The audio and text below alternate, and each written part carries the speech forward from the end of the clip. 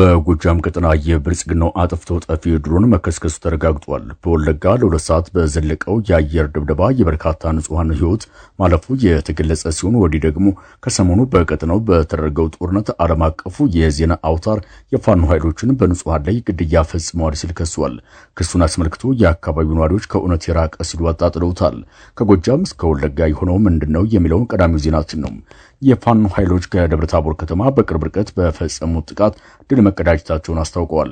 ከደብረታቦር ከተማ በ5 ኪሎ ሜትር ርቀት የተደረገው የፋኖ ኃይሎች ተጋድሎ ምን ይመስላል የሚለውና ከብልጽግናው ካምፕ ጠፍተው ፋኖን ስለተቀላቀሉ የአድማ በተና ኃይሎችም ያሰናደነውን ዝርዝር አብራችሁን ስትቆዩ ተሰምታላችሁ።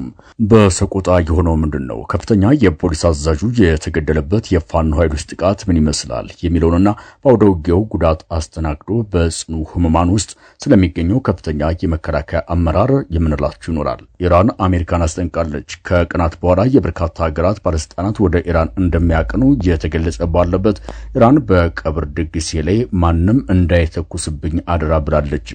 ከውጭ አሰናደነው መረጃችን ነው። ሰላም ጤና ይስጥልኝ። በዓለም ዙሪያ የምትገኙ የጣና ሳተላይት ቴሌቪዥን ተከታታዮች የምሽት ዜናዎቻችን ከዚህ ሰዓት ጀምረው ወደ እናንተ ይቀርባሉ። አብራችሁን ቆዩ።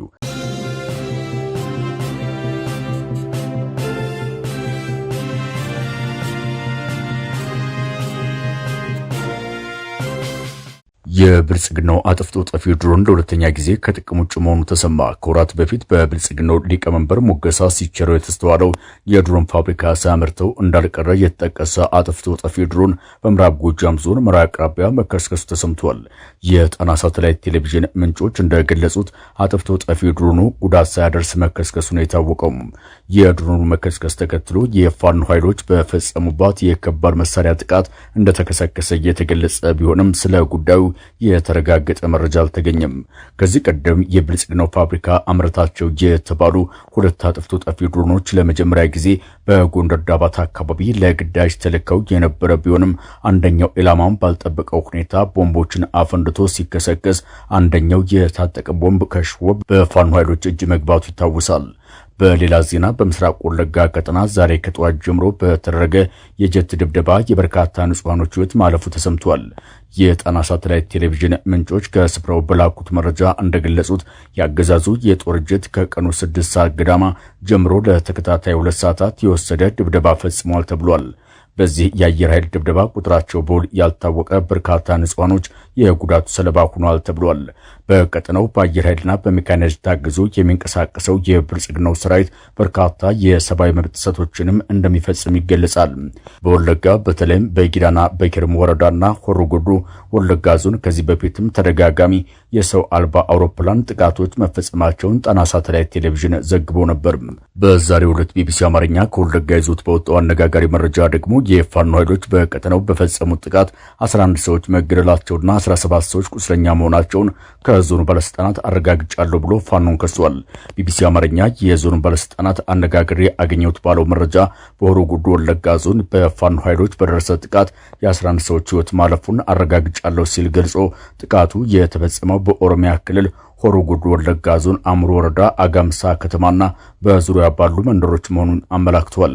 ሰኔ 23 ቀን ከሌሊቱ 11 ሰዓት ጀምሮ በታጣቂዎች በተፈጸመ ባለው ጥቃት የ11 ሰዎች ሕይወት ማለፉን የዞኑ አስተዳደርና ነዋሪዎች ነግረውኛል ያለው ቢቢሲ በጥቃቱ 11 ሰዎች ሲገደሉ 17 ሰዎች ደግሞ መቁሰላቸውን፣ ከተገደሉት መካከል 2ቱ ሲቪሎች ሲሆኑ ቀሪዎቹ የሚሊሻ አባላት መሆናቸውንም ገልጸዋል።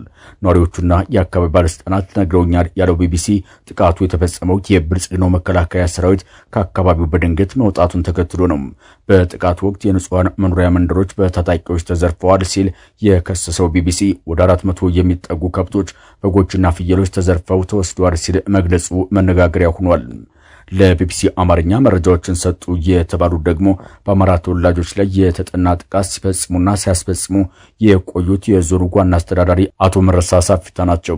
እኒሁ ባለስልጣን ለቢቢሲ ሲገልጹ ጥቃቱ መፈጸሙን አረጋግጠው የክልሉ ጸጥታ ኃይልና የአገዛዙ መከላከያ ሰራዊት በጋራ በመሆን ታጣቂዎቹን አስወጥተዋቸዋል ሲሉ አስታውቀዋል። የቢቢሲን መረጃ ተከትሎ በፋኖ ኃይሎች በኩል እስካሁን ማስተባበያ ያልተሰጠ ሲሆን የአካባቢው ነዋሪዎች ለጣና ሳተላይት ቴሌቪዥን እንደገለጹት ቢቢሲ ይዞት የወጣውን መረጃ ተቃራኒ ሐሳቦችን ያዘለና መረጃውም ከገለልተኛ አካላት ያልተሰበሰበ ነው ብለውታል። ነዋሪዎቹ ለጣቢያችን የዝግጅት ክፍል እንደገለጹት ከዚህ በፊት በርካታ ንጹሃኖች በኦነግ ሸኔና በኦሮሚያ ክልል የጸጥታ ኃይሎች በጥምረት ጉዳት ሲደርስባቸውና ከመኖሪያ ቀያቸው ሲፈናቀሉ ድምጽ የሚሆናቸው አጥተው አሁንም በየጎዳናው እንደወደቁ ናቸው።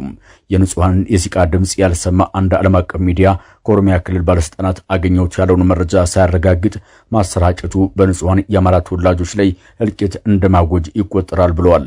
ነዋሪዎቹ አክለውም ከሰሞኑ በቀጠናው የተቀሰቀሰውን ግጭት እንኳን ብናነሳ የቄሮ ኃይሎች ከ600 በላይ የንጹሃን አማራዎችን የቀንድ ከብቶች ዘርፈው መውሰዳቸውን ተከትሎ የተደራጁ ወጣቶች ንብረቶችን ለማስመለስ ባደረጉት ጥረት እንደነበረ አስታውሰው የአማራ አርሶ አደሮች በዘር ወቅት አዝሪት እንዳይበትኑና በመኸር ወቅት ደግሞ ሰብላቸውን እንዳይሰበስቡ በመንግስት አካላት ጭምር የታገዘ ጥቃትና ማፈናቀል ሲፈጸምባቸው ድምጽ የሚሆናቸው ባለመኖሩ ማዘናቸውን ገልጸው ዛሬ ቢቢሲ ያወጣው መረጃ በአካባቢው ለሚገኙ የአማራ ተወላጆች ጥቃት እንዲፈጸምባቸው መቀስቀሻ ነው ሲሉም አውግዘዋል።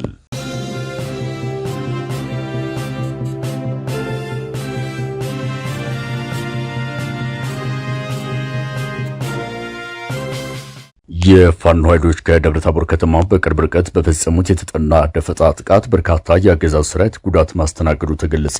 የሜጀር ጀነራል ባንታ ባተ አንደኛ ኮር ጉና ክፍለ ጦር ከደብረ ታቦር ከተማ በቅርብ ርቀት በእንቅስቃሴ ላይ በነበረ የብልጽግናው ጥምር ጦር ላይ በፈጸሙት ጥቃት በርካታ ቁጥር ያለው የብልጽግና ሰራዊት ሙትና ቁስለኛ መሆኑ ተገልጿል። የጣና ሳተላይት ቴሌቪዥን የግንባር መረጃዎች እንዳስታወቁት በጉና ክፍለ ጦር ስር የመቅደላ አምባ ብርጌድ አህዶች ፈጽመውታል በተባለ ድንገተኛ ጥቃት ከደብረ ታቦር ከተማ ተነስቶ ወደ ጋሳኝና ክምር ድንጋይ መስመር ሲንቀሳቀስ የነበረ የብልጽግናው ሰራዊት ሰዋዊ ቁሳዊና ወታደራዊ ኪሳራ ማስተናገዱ ተሰምቷል። የብርጌዱ አህዶች የፈጸሙትን ጥቃት ተከትሎ ለሰዓታት የዘለቀ ውጊያ መደረጉን የገለጸው ደግሞ የጉና ክፍለ ጦር የህዝብ ግንኙነት ኃላፊ ፋኖ ያሬድ ገደፈው ነው። እንደ ፋኖ ያሬድ ገለጻ ከደብረ ታቦር ከተማ ተነስቶ ወደ ጋሳኝ ከተማ በእግረኛና በሜካናይዝድ ሲንቀሳቀስ የነበረው የብልጽግናው ጥምር ጦር ህሩ አባረጋይ አርሴማና ዋዶ በሚባሉ 3 ግንባሮች በተፈጸመበት ጥቃት ከ10 በላይ የሚሆነው ሰራዊቱ ሙትና ቁስለኛ ሆኖበታል ብሏል። የፋኖ ኃይሎችን የደፈጣ ጥቃት ተከትሎ በዙ 23 በሞርተርና በድሽቃ የታገዘ ውጊያ የከፈተው የብልጽግናው ሰራዊት ለሰዓታት ከተዋጋ በኋላ ወደ መጣበት ደብረ ታቦር ከተማ ተመልሶ መግባቱ ተገልጿል። የሜጀር ጀነራል ባንታ ባተ አንደኛ ኮር ጉና ክፍለ ጦር ህዝብ ግንኙነት ኃላፊ ፋኖ ያሬድ ገደፈው አክሎም የአገዛዝ ሰራዊት በሁለት አቅጣጫ ለማጥቃት ሙከራ ቢያደርግም በመቅደላ ብርጌድ በተሰነዘረበት የጸረ ማጥቃት 8 የሚደርሱ ሰራዊቱ ላይ እርምጃ ሲወስድበት ቀሪ 6 አባላቱ ቁስለኛ መሆናቸውን አስታውቋል። የፋኖ ኃይሎች ለማጥቃት ከተንቀሳቀሰው የብልጽግና እግረኛ ሰራዊት በተጨማሪም አንድ ሲኖትራክና አንድ አይሱስ ተሽከርካሪ ላይ ያነጣጠረ ጥቃት መክፈታቸውን ተከትሎ በተወሰደበት እርምጃ የፋኖ ኃይሎችን ብርቱ ምት መቋቋም ተስኖት የከባድ መሳሪያ ቅንቡላ እያስወነጨፈ ወደ መጣበት ተመልሷል ተብሏል። የፋኖ ኃይሎች በተሽከርካሪዎች ላይ አነጣጥረው በፈጸሙት ጥቃት ያገዛዙ ባለከፍተኛ ማዕረግ አዋጊዎች ለጥቂት ማምለጣቸው ተሰምቷል። ያገዛዙ እግረኛ ወታደሮች የማጥቃት እርምጃ በመከላከል አመራሮቹ ላይ ትኩረት አድርገው ጥቃት የሰነዘሩ የፋኖ ኃይሎች ለማጥቃት የተንቀሳቀሰው እግረኛ ተዋጊ አመራሮችን ለማትረፍ ሲል ወደ ኋላ እንዲመለስ አድርገውታል ነው የተባለው። በሌላ ዜና በጎጃም ከግዳጅ ቀጠና የጠፉ የአድማ በተና ሰራዊት አባላት ወደ ፋኖ ካምፕ መቀላቀላቸው ተገልጿል። የጣና ሳተላይት ቴሌቪዥን ምንጮች እንደገለጹት 5 የአድማ በተና አባላት ከዳንግላ ከተማ በመውጣት የአፋብን አጼ ቴዎድሮስ ዕዝ 55ኛ ክፍለ ጦርን ተቀላቅለዋል። የአድማ በተና አባላቱ ከአገዛዙ ጥምር ጦር ካምፕ በመውጣት ከነሙሉ ትጥቃቸው ወደ ፋኖ ቀጠና ሲገቡ በ55ኛ ክፍለ ጦር አመራሮችና አባላት ደማቅ አቀባበል ተደርጎላቸዋል። ለአባላቱ ደማቅ አቀባበል ያደረገው የአፋብን አጼ ቴዎድሮስ ዕዝ 105ኛ ኮር 55ኛ ክፍለ ጦርም ስርዓቱን ከርተው ወደ ፋኖ ካምፕ ለተቀላቀሉት የአድማ በተና አባላት ምስጋናውን አቅርቦ ሁሉም የክልሉ የጸጥታ ኃይሎች ይህን ውሳኔ ሰዓቱ ሳይረፍድ እንድትወስኑ ሲል ጥሪውን አስተላልፏል። የስርዓቱን አስከፊነት ተረድተው ወደ ፋኖ ለሚቀላቀሉ አባላት በአማራዊ ደንብና ክብር እንደምንቀበላችሁ በድጋሚ ማረጋገጥ እንወዳለን ያለው ኮሩ ከዚህ ቀደም የገቡ የአድማ ብተናና የሚሊሻ እንዲሁም የብልጽግናው የመከላከያ ሰራዊት አባላት በፈለጉበት የኃላፊነት ደረጃና በተለያዩ ግንባሮች አገዛዙን እየታገሉ መሆናቸውን አስታውቀዋል።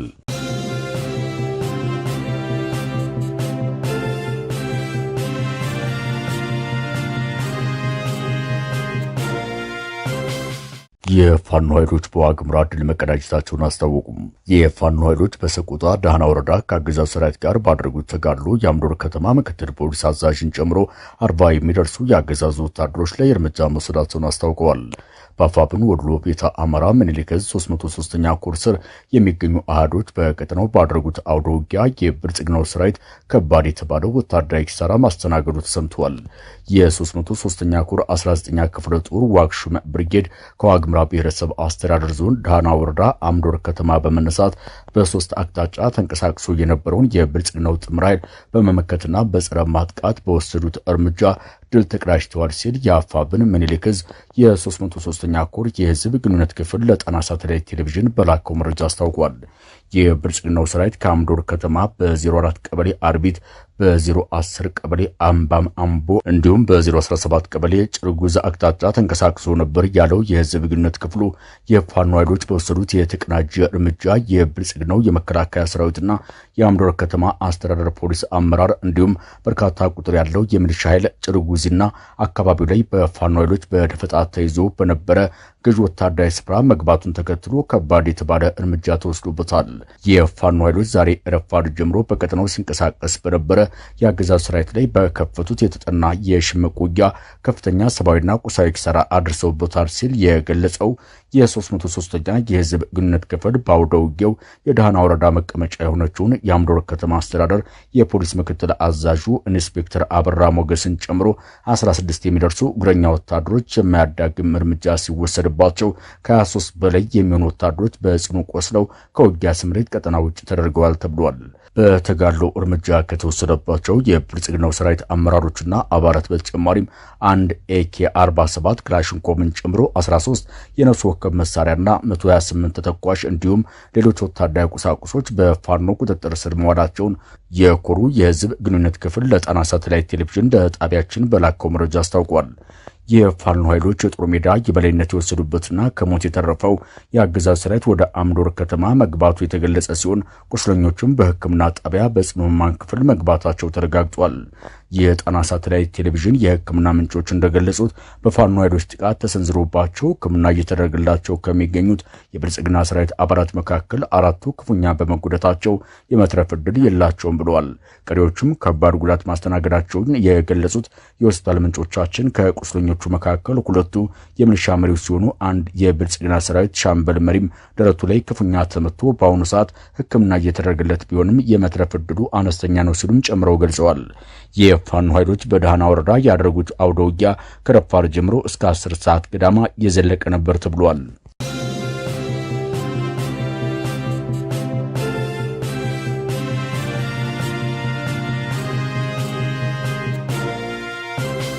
አንድ ጊዜ እየጋለ ሌላ ጊዜ በድርድር ሰበብ እየተቀዛቀዘ በቀጠለው የመካከለኛው ምስራቅ ጦርነት ኢራን አሜሪካና እስራኤልን አስጠንቅቃለች። ኢራን ማስጠንቀቂያ የሰጠችው በጦርነቱ መጀመሪያ ላይ በተገደሉት በቀድሞው ጠቅላይ መሪዋ አያቶላ አልሐመኒ የቀብር ስነ ስርዓት ወቅት አሜሪካና እስራኤል ጥቃት እንዳይፈጽሙ በማለት ነው። የቀድሞው የኢራን የበላይ መሪ አያቶላ አልሐመኒ የመጨረሻ የቀብር ስነ ስርዓት ሐምሌ 2 ቀን 2018 ዓ.ም እንደ አውሮፓውያን አቆጣጠር ጁላይ 9 2026 በማሽሃድ ከተማ በሚገኘው በኢማም ሬዛ መቅደስ ይፈጸማል ተብሎ ቀጠሮ ተይዞለታል። ኢራን የካቲት ወር ላይ በተፈጸመው የመጀመሪያ ጥቃት ለተገደሉት የቀድሞው ጠቅላይ መሪዋ አያቶላ አልሐመኒ መንግስታዊ የቀብር ስነ ስርዓት ለማካሄድ እየተዘጋጀች መሆኗን ስትገልጽ ቆይታለች። ይህንን ተከትሎ በቀብር ስነ ስርዓትና የዝግጅት ወቅት አሜሪካና እስራኤል ማንኛውም ጥቃት እንዳይሰነዝሩ ኢራን ከባድ የተባለ የማስጠንቀቂያ መግለጫ ሰጥታለች። የቀድሞው ጠቅላይ መሪ የቀብር ስነ ስርዓት ከሐሙስ እስከ ቅዳሜ ድረስ በኢራንና ኢራቅ የተለያዩ ስፍራዎች እንዲካሄድ ከፍተኛ የተባለ ዝግጅት እየተደረገ ነው። የበርካታ ሀገራት ባለስልጣናትም በስነ ስርዓቱ ለመታደም ወደ ቴህራን እንደሚጓዙ ይጠበቃል። በርካቶችም ስነ ስርዓቱ ላይ ለመገኘት ከወዲሁ ማረጋገጫ ሰጥተዋል። ቻይና፣ ፓኪስታን፣ ህንድና ኳታር ባለስልጣኖቻቸውን ከሚልኩ ሀገራት መካከል ተጠቃሾች ናቸው። ጦርነቱን ለመቋጨት አሸማጋይ የሆነችው የፓኪስታን ጠቅላይ ሚኒስትር ሼህባዝ ሻሪፍ የአያቶላ ሐመኒን ቀብር ለመታደም ወደ ኢራን እንደሚጓዙ መንግስታቸው ገልጿል። ለቀብር ስነ ስርዓቱ ወደ ኢራን ለሚመጡ 2000 የአፍጋኒስታን ዜጎች ቪዛ እንደተሰጠም ቢቢሲ ባወጣው ዘገባ አስነብቧል። ሀታም አልአንቢያ በመባል የሚታወቀው የኢራን ጦር ሰራዊት ማዕከላዊ ማዘዣም አሜሪካና እስራኤልን በተመለከተ የማስጠንቀቂያ መግለጫ ሰጥቷል። ዛሬ ጧት ዋና አዛዡ አሊ አብዱላህ ለመንግስት መገናኛ ብዙሃን በሰጡት መግለጫ የኢራን ጥላቶች በተለይም አሜሪካና ጽዮናዊ ስርዓት ሲሉ የጠሯት እስራኤል ከማንኛውም የተሳሳተ ስሌት እንዲቆጠቡ ሲሉ አሳስበዋል። ኢራን ላይ ለሚቃጣ ማንኛውም ጥቃት ጦር ኃይሎቻችን ከባድ የአጸፋ እርምጃ ይወስዳሉ፣ አሜሪካና እስራኤልም ይህንን ሊያስቡ ይገባል ሲሉም ዝተዋል። ረቡዕ ዕለት የኢራን የውጭ ጉዳይ ሚኒስትር አባስ አራግቺ በአገሪቱ ህዝብ ወይም አመራር ላይ ለሚሰነዘር ማንኛውም ጥቃት አፋጣኝና ጠንካራ ምላሽ እንደሚሰጥ ተመሳሳይ ማስጠንቀቂያ ሰጥተው እንደነበር ይታወሳል። አራግቺ ይህንን ማስጠንቀቂያ የሰጡት የእስራኤል መከላከያ ሚኒስትር እስራኤል ካትዝ የአሁኑም የኢራን ጠቅላይ መሪ ሙጃተባ ኻሜኒ ለሞት የታጩ ናቸው የሚል አስተያየት ከሰጡ በኋላ ነበርም።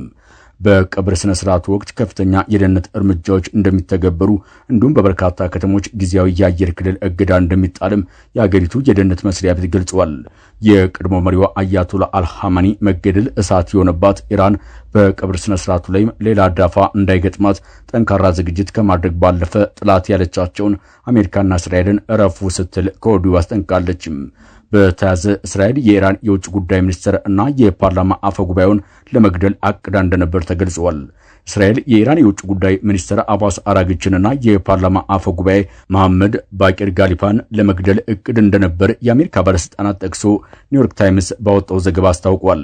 ዋሽንግተን ድርድሩ በሚካሄድበት ወቅት እንዲህ አይነቱን ጥቃት እንዳትፈጽም እስራኤልን አጥብቃ ማሳሰቧ ይታወሳል። እስራኤል አራግቺንና ጋሊፋን በግድያ ኢላማ ስም ዝርዝር ውስጥ አስገብታቸው የነበረ ቢሆንም በአሜሪካና በኢራን መካከል የሚደረገው ውይይት ሲጀምር ግን ለጊዜው ከዝርዝሩ አንስታቸው ነበር ተብሏል። የአሜሪካ ባለስልጣናት ሁለቱ ግለሰቦች በጦርነቱ ወቅት እንደ ህጋዊ ወታደራዊ ኢላማ ሊቆጠሩ የሚችሉ እንደነበር አስታውሷል።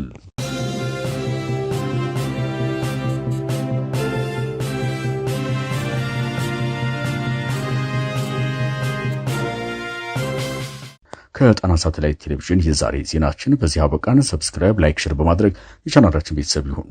አብራችሁን ስለነበራችሁ እናመሰግናለን። ጤና ይስጥልን።